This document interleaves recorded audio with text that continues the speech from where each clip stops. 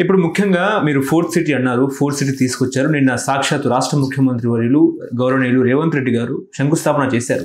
కానీ వాళ్ళ కేటీఆర్ మాట్లాడుతూ ఫ్యూచర్ సిటీ అనేది కేవలం 4 బ్రదర్స్ సిటీ అన్నట్టు కూడా ఆయన మాట్లాడుతున్నారు. కేవలము భూముల కోసమే ఇదంతా చేస్తున్నారు అన్నట్టు కూడా మాట్లాడుతున్నారు. త్వరలో హైదరాబాద్ కూడా అమ్మేస్తారు అన్నట్టు కూడా మాట్లాడుతున్నారు. నేను చెప్పినగా రేవంత్ రెడ్డి ఆయన తపస్సు చేస్తుంటే ఈ నగరం అనేది 3 నగరాలు, సైబరాబాదు, హైదరాబాదు, తర్వాత మన అది 3 హైదరాబాదు. ఈ 3 నగరాలు మన సికింద్రాబాదు, సైబరాబాద్.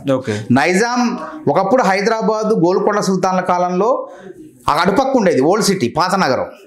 దాన్ని యువతల పక్క సికింద్రాబాద్కు విస్తరింపజేసింది వాళ్ళ ఆసఫ్ జాహీలు, గోల్కొండ సుల్తాన్లు. 3వ నగరంగా తెలుగుదేశం ప్రభుత్వ హయాంలో చంద్రబాబు నాయుడు సైబరాబాద్ అనేది పేరు పెట్టారు. అది అభివృద్ధి అయింది. ఇప్పుడు ఈ నగరంలో 1.5 కోటి జనాభా అవసరాలకి సరిపోవట్ల నగరం. ట్రాఫిక్ సమస్యలు, తర్వాత మెట్రో తీసుకొచ్చిన మనం ఎంత తెచ్చినా సరే రద్దీ అనేది తగ్గట్లే, ట్రాఫిక్ జాములు అవుతున్నాయి. కాబట్టి కాలుష్యంగా మారిపోతుంది నగరం మొత్తం కూడా. ఇట్లాంటి వాతావరణం నుంచి తప్పించాలంటే ఇంకో నగరం కూడా అవసరం మనకి, పెరుగుతున్న భవిష్యత్ అవసరాల దృష్ట్యా అని ఒక మంచి సంకల్పంతో ఒక రేవంత్ రెడ్డి ఒక 4వ నగరం కావాలని చెప్పి ఆయన తపస్సు చేస్తుంటే ఈ కేటీఆర్ అనేటువంటి రాక్షసులు ఒక దెయ్యాలు ఏం చేస్తాయి, తపస్సును భగ్నం చేసే ప్రయత్నం ఉత్తుత్త మాటలు మాట్లాడతాయి. కానీ ఏమవుతుంది, తెలంగాణ ప్రజల కళ్యాణం కోసం, హైదరాబాద్ నగర కళ్యాణం కోసం రేవంత్ రెడ్డి యొక్క దీక్ష అనేది ఆగదు, భగ్నం కాదు. తప్పకుండా రేపొద్దున ఇలా హైడ్రాని తిట్టిన వాళ్ళే పొగుడుతున్నారు. అట్లా ఇట్లాంటి రాక్షసులు అడ్డుపడుతుంటారు. ఆయన అభివృద్ధి కార్యక్రమాలు చేస్తుంటే ఇట్లాంటి వాళ్ళు నృత్యాలు చేస్తుంటారు, ఇష్టం వచ్చినట్టు మాట్లాడుతుంటారు. వాళ్ళ చేతగాంది రేవంత్ రెడ్డి చేస్తాడు. అసలు వాళ్ళకి వచ్చింది ఆలోచన, డల్లాస్ చేస్తాం, న్యూయార్క్ చేస్తాం, ఏదో చేస్తాం అన్నారు. ఏమన్నా అయిందా 10 ఏళ్ల కాలంలో? ఉన్న మొత్తానికి అదో పాతాలను పడిపోయింది. కాబట్టి రేవంత్ రెడ్డి కళ్ళ ముందు కనపడుతుంది ఇక్కడ ఇదంటే అది. ఒకసారి గాంధీ భవన్ చూసుకోండి. ఒకప్పుడు గాంధీ భవన్ ఎట్లుండేదంటే రేవంత్ రెడ్డి ప్రెసిడెంట్ కాకముందు అది ఘోరంగా ఉండేది. బొత్స సత్యనారాయణ గారు మంచి చేశారు, ఆ తర్వాత ఎవరు పట్టించుకోలేదు దాన్ని. కానీ రేవంత్ రెడ్డి పిసిసి ప్రెసిడెంట్ అయిన వెంటనే ఈ గాంధీ భవన్ ఒక దేవాలయం, ఈ ప్రజలకు సేవ చేసే కార్యాలయం, ఇది ఒక దేవాలయం అని చెప్పి 7 రోజుల్లో దాన్ని ముస్తాబు చేసిండు. అలంకరణ, దాన్ని పునర్నిర్మాణం అంటే పునరుద్ధరణ చేసి అందంగా తయారు చేసిండు. లోపల రోడ్లు వేసిండు. ఒకప్పుడు గేట్లోంచి మట్టి ఉండేది, కానీ లోపల సిమెంట్ రోడ్లు అన్నీ వేసి సున్నాలు అన్నీ వేయించి ఒక అందంగా తీర్చిదిద్దాడు. కాబట్టి రేవంత్ రెడ్డి స్వతహా కళాకారుడు యొక్క మనసు ఎట్లుంటుంది, అందంగా ఉండాలి వ్యవస్థ, అందంగా ఉండాలి నగరం, కాలుష్యం లేకుండా ఉండాలని ఆలోచించు తప్ప ఇవాళ ఫార్ములా 1 రేస్లో అవినీతి చేసినోడు ఆయన ఏదో మాట్లాడుతున్న బాకీ కార్డులట. మేమేమంటున్నా కరప్షన్ కార్డులు తీస్తాం. మేము ఇప్పుడు కరప్షన్ కార్డ్ బరాబర్ తీస్తాం. జూబ్లీస్ ఉప ఎన్నికల ప్రచారం అదే మేము కరప్షన్ కార్డు తీస్తాం. కాళేశ్వరం కరప్షన్ కార్డ్, తర్వాత ఫోన్ ట్యాపింగ్ కరప్షన్ కార్డ్, తర్వాత ఫార్ములా ఈ రేస్ కరప్షన్ కార్డ్, ఈ కార్డులన్నీ మేము తీస్తాం. మేము డెవలప్మెంట్ కార్డు కూడా తీస్తాం. ఇవాళ మొత్తం అవినీతి చేసి అవినీతి కార్డులు, బీఆర్ఎస్ కరప్షన్ కార్డ్ తప్పకుండా తీస్తాం. మేము ఇంటింటికి పంచుతాం. వీళ్ళు ఏం చేశారు, రేపు ఎక్కడ అరెస్ట్ కాబోతున్నారు, ఏ కేసులు, గవర్నర్ దగ్గర ఉంది ఫైలు ఫార్ములా 1 ఈ రేస్లో ఏం చేశారు, అయ్యే సొమ్ము ఆ అత్త సొమ్ము అల్లుడు దానం చేసినట్టు ప్రజల సొమ్ముని విదేశాలకు పౌండర్ రూపంలో తరలించి వాళ్ళ పార్టీ ఖాతాలో వేసుకున్నారు. అది సాక్ష్యాధారాలు సహా ఉన్నది. కాబట్టి అడిగిపోతారు.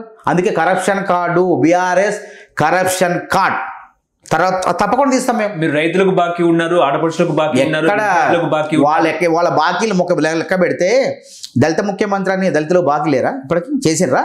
దళితుల్ని చీటింగ్ కార్డు కూడా తెస్తాం. బీఆర్ఎస్ చీటింగ్ కార్డ్, దళితుల్ని చీటీ చేసిన చీటింగ్ కార్డ్, చీటర్స్ వాళ్ళే. అదేవిధంగా 3 ఎకరాలు పంచిర్రా, దళితుల్ని మోసం చేసినారు, అక్కడ కూడా cheating cards, BRS cheating cards తీస్తాం మేము కూడా. ఇప్పుడు బాకీ కార్డు తీస్తే మేము బరాబర్ తీస్తాం. మీరు మహిళలకు తులం బంగారం ఇస్తాం. మేము ఏమంటున్నాం, ఇప్పుడు మొన్నటిదాకా ఏమన్నారు, రైతు భరోసా ఎప్పుడు ఇస్తావు అని ఇచ్చినాం, అయిపోయా ముచ్చట. రుణమాఫీ ఎప్పుడు చేస్తావు అన్నాం. మేము అన్నాం మా యొక్క మహాలక్ష్మి పథకంలో మహిళలకు 2,500 రూపాయలు ఇవ్వటం ఒకటి, ఆసరా పెన్షన్లు ఒకటి ప్రజలు అంగీకరిస్తున్నారు. ఆర్థికంగా ఇబ్బందులు ఉన్నాయి కాబట్టి రేవంత్ రెడ్డి మా ఖాతాలో వేయట్లేదు, వేస్తాడు, రేపు మాపో వేస్తాడని చెప్పి ప్రజలు ఉపయోగపడతాంటే కందకలేని దొరద కత్తికెందుకు, కేటీఆర్ లాంటి వాడికి ఎందుకు అంటాను అసలు.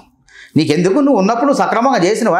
నువ్వు కూడా రైతు రుణమాఫీ ఎగ్గొడితివి, చెప్పు, ఎగ్గొట్టినావా లేదా? రుణమాఫీ ఎగ్గొడితివి, నిరుద్యోగులను మోసం చేతివి, గ్రూప్ 1 లీకుల కార్డు తీద్దాం, పరీక్షా పత్రాలు లీకుల కార్డ్స్ అవి కూడా ఇస్తాం మేము. ఏ విధంగా పరీక్షలు ఎట్లా సింగరేణి ఎట్లా లీకులు చేశారో బీఆర్ఎస్ లీక్స్ కార్డ్ అని తీస్తాం ఒకటి. నీ ఇంత కింద ఇంత నల్లబెట్టు మొత్తం గురువింద గింజట. కేటీఆర్ ఎట్లుందండి ఆయన వ్యవహారం, గురువింద గింజ లెక్క ఉంది. గురువింద గింజ కూడా తన కింద నలుపు తెలుసుకోకుండా ఎదుటోళ్ళని ఎక్కిరేస్తుందట. అట్లుంది నీ కింద ఇంత నల్లంటి మచ్చ, అవినీతి మచ్చ ఉంది. అవినీతి కార్డు మేము తీస్తాం, బరాబర్ తెలంగాణ ప్రజలకు చూపిస్తాం. కాళేశ్వరం కార్డ్, అవినీతి కార్డ్, భ్రష్టాచార్ కార్డ్, హిందీలో మేము కూడా Bhrashtachar card, BRS Bhrashtachar card, BRS అవినీతి కార్డ్. బీజేపీ కూడా అన్నదే భ్రష్టాచార సర్కార్ అని. ఎవరిని అది ఇక వాదే, నేను అదే అంటున్నా కదా, మేము అదే అంటున్నా. కార్డు తీస్తే ఇప్పుడు అంటారు కదా బాకీ కార్డు, మేము బాకీ ఉన్నది ఆసరా పెంచిన ప్రజలకు చెప్తున్నాం, నచ్చుతుంది. తులం బంగారం కూడా ఇస్తాం, స్కూటీలు ఇస్తాం. ఇలా విద్యార్థులకు ఉస్మానియా యూనివర్సిటీ నీ ముఖం లేదు. ఆ రోజు బీఆర్ఎస్ నాయకుడు ఓయూకి రాలేకపోయాడు. వచ్చినా శతాబ్ది ఉత్సవాలు వచ్చినా దొడ్డిదారిలో వచ్చిండు. తార్నాక నుంచి గేట్ ఓపెన్ చేసుకొని ఆ గేట్లో వచ్చిండు, ఆ గేట్లో పారిపోయిండు. కానీ ఈయన రేవంత్ రెడ్డి దమ్మున్న మొగోడు, మునగాడు. నడిబొడ్డుకు వచ్చిండు, మాట్లాడిండు. ఆడ విద్యార్థులకు ఏం చేసిండు తెలుసా? దేశంలో ఏ ప్రభుత్వం చేయట్లే. సీఎం ఫెలోషిప్లు, non NET, chief minister non NET ఫెలోషిప్ని ఆయన ప్రకటించిండు. 200 మంది పరిశోధనా విద్యార్థులకు, రాష్ట్ర వ్యాప్తంగా ఉన్న 12 విశ్వవిద్యాలయాల్లోని పరిశోధన విద్యార్థులకు 8,000 చొప్పున ఫెలోషిప్లు ఇచ్చే కార్యక్రమాన్ని రేవంత్ రెడ్డి ప్రారంభించిండు. అది ఘనత కాదా? అదేవిధంగా అదే వేదిక మీద ఓవర్సీస్ స్కాలర్షిప్ సింగరేణి ప్రభుత్వ సహకారంతో 5,000 రూపాయల చొప్పున పీజీ విద్యార్థులకు 5,000 రూపాయల చొప్పున ప్రకటించిపోయింది. కనపట్టలేదా మీకు?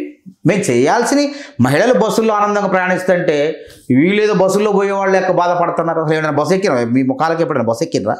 ఆ బస్సు ఎక్కి టికెట్ లేకుండా ఉచితంగా ప్రయాణించే మహిళలు తెలిసి ఆనందం ఏందో. ₹1 మిగులుతుందంటే ఆ ప్రయాణించే ప్రయాణికురాలను అడగండి, ఆ మహిళని అడగండి చెప్తుంది. ఇలా మహిళా సంఘాలకు 60 లక్షల మందికి పావలా వడ్డీకి రుణాలు ఇస్తున్నాం. మహిళా సాధికారతకు పాల్పడుతుంటే తట్టుకోలేకపోతున్నారు. ఆర్టీసీ బస్సులు మహిళలకి అప్పచెప్పినాం, ప్రభుత్వమే కట్టి వాళ్ళ దగ్గర నుంచి నెలకింత తీసుకొని మళ్ళీ బ్యాంకులో చేర్చే విధంగా ఇలా మహిళలు ఆర్టీసీ బస్సుల యాజమాన్యాలు అయ్యారు. ఇలా మన ఉన్నటువంటి డిపోలలో ప్రతి మండలంలో ఉన్న మహిళా సంఘాలకి బస్సులు కొనుగోలు చేసి ఇచ్చినాం. ఇది ఈ విధంగా మేము అభివృద్ధి చేస్తుంటే తట్టుకోలేక మళ్ళీ భవిష్యత్తులో అధికారం రావని చెప్పి ఈ విధంగా రాక్షసులు లెక్క, దెయ్యాల లెక్క ఈ విధంగా ప్రవర్తిస్తారు. రేవంత్ రెడ్డి లాంటి ఋషి తపస్సు చేస్తుంటే ఒక దెయ్యాలు ఏ విధంగా తపస్సును భగ్నం చేస్తాయో ఆ విధంగా బీఆర్ఎస్ వాళ్ళు ఒక పక్క బీజేపీ వాళ్ళు తయారయ్యారు భగ్నం చేయడానికి. హలో, తెలుగు రాజ్యం ఛానల్ చూస్తున్నారా? సామాజిక, రాజకీయ, జీవన చిత్రణే తెలుగు రాజ్యం. అతిశయోక్తులు, అసత్యాలు ఉండవు. రాజకీయ కోణం కాదు, ప్రజా కోణమే కొలబద్ద. తెలుగు రాజ్యం వీక్షణ మీ ఉత్తమ అభిరుచికి నిదర్శనం.